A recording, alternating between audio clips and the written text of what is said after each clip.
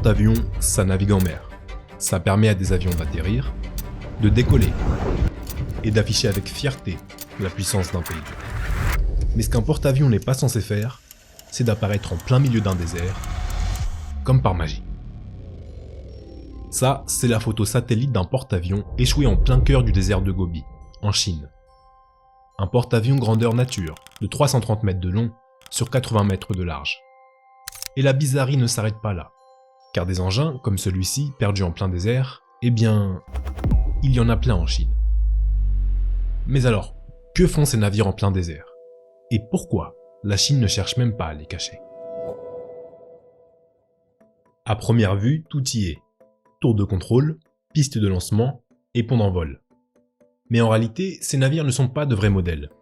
On le sait depuis 2021, date à laquelle la Chine a dévoilé que les porte-avions et les navires destroyers, observés sur ces photos, sont en réalité plats, sans coque ni moteur. Leur conception varie d'ailleurs d'une maquette à une autre. Certaines ont un design réaliste, d'autres sont bourrées de capteurs, et quelques-unes ne se contentent que d'imiter vaguement la silhouette d'un porte-avions grâce à un moulage en béton. Mais pourquoi? Pourquoi ces différents designs? Et qu'est-ce que la Chine prépare vraiment avec ces maquettes?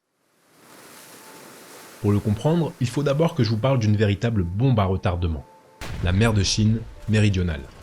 C'est l'un des hubs économiques les plus importants de la planète. Près d'un tiers du commerce maritime mondial passe par là. Mais cette mer a un problème. En 1947, la Chine a décidé d'y tracer 9 traits, pour la revendiquer presque entièrement. 9 traits qui n'ont jamais été acceptés par les voisins du régime communiste, et qui sont encore aujourd'hui source de très fortes tensions dans la région. Une situation qui s'est d'ailleurs aggravée en 2016, avec l'arrivée de la partisane pro-indépendance Tsai Ing-wen à la présidence de Taïwan. Une menace pour la Chine, qui considère l'île comme une province chinoise à part entière.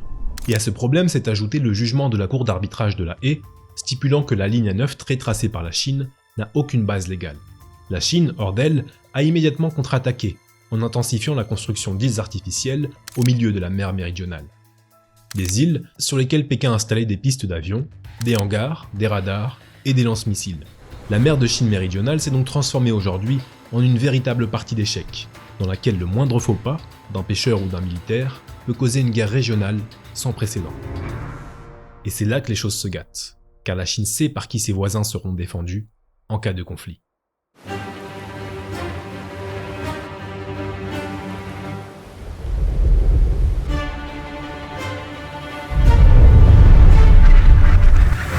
Quand vous devenez trop puissant, c'est là que vous attirez l'attention des États-Unis. Un pays qui a une obsession depuis 9 ans, celle d'empêcher la Chine de transformer la mer de Chine méridionale en un lac intérieur. La raison est simple, les intérêts économiques et militaires américains dans cette mer sont juste trop grands pour laisser la Chine avoir son contrôle total. C'est pourquoi les États-Unis patrouillent depuis 2016 tout près des îles chinoises. Leur message est clair, tu ne contrôles pas cette mer. Et Pékin répond par des avertissements radio tout aussi secs.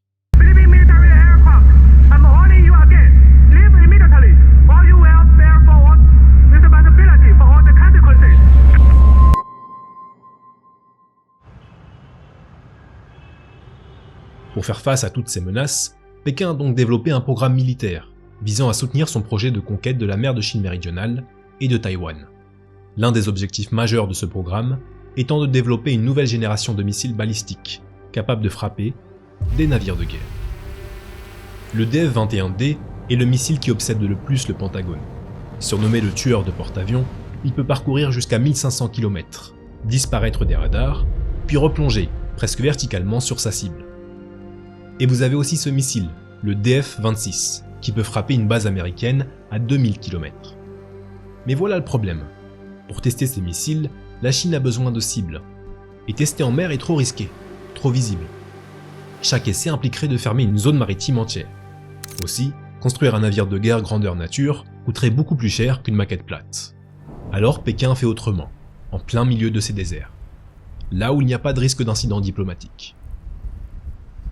Maintenant, concrètement, comment ces maquettes sont utilisées? Les analyses des photos satellites révèlent que depuis près de 20 ans, la Chine utilise certaines maquettes comme cible, afin de tester ses armes balistiques. C'est le cas par exemple des moulages en béton, que je vous ai présentés en début de vidéo. De 2003 à 2013, ces sites étaient constamment bombardés, puis réparés, puis bombardés de nouveau. comme des punching balls géants. En 2018, les tests gagnent encore plus en précision. De nouvelles maquettes apparaissent, intégrant ponts, hélices, pistes d'atterrissage, radars et systèmes de guidage. Certaines maquettes peuvent même avancer sur des rails, afin de simuler la trajectoire d'un navire en pleine mer.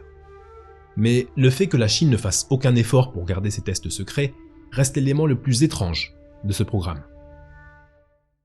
Pékin n'a fourni aucune explication en ce qui concerne ce choix, mais j'aimerais vous partager mon avis sur la question. Ce que je pense, c'est que ces navires perdus dans le sable ne sont pas que des outils militaires. Ils servent aussi à transmettre un message ferme de Pékin destiné à ses rivaux. Nous sommes inarrêtables, et si vous croyez qu'on bluffe, regardez nos déserts.